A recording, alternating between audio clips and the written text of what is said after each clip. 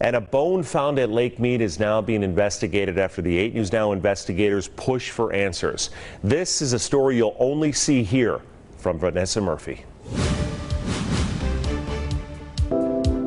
The Barker family has been on a journey to find out what happened to this bone they found at Lake Mead in July of 2021. I wonder about it.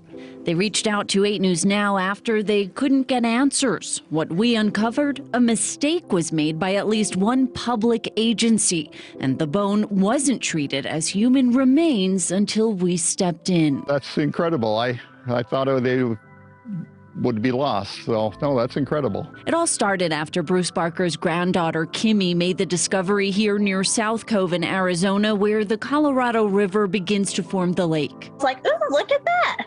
And then I went off to my grandpa and I go, Grandpa, look what I found. They reached out to the National Park Service, which responded. They kept trying to tell me it was the donkey bone. The Barkers handed it over and say they never heard a thing. That's when they emailed 8 News Now. The Park Service told us medical officials determined the bone was not human. So we reached out to the Mojave County Medical Examiner's office. A manager said the office sent a photo to a forensic anthropologist who determined it was an animal bone, and then the bone was destroyed. That's when we started asking more questions.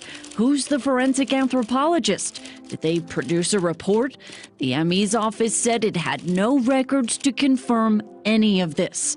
Then we obtained this Park Service report, confirming photos were sent to the medical examiner, but more importantly, the bone hadn't been destroyed. It was sitting in evidence. So we know what the markers are on a human femur that indicate this person is a human. And so Dr. Jennifer Burns is an assistant professor at UNLV. She's one of 3 forensic anthropologists we interviewed who say this is absolutely a human femur. We initially reported this in August.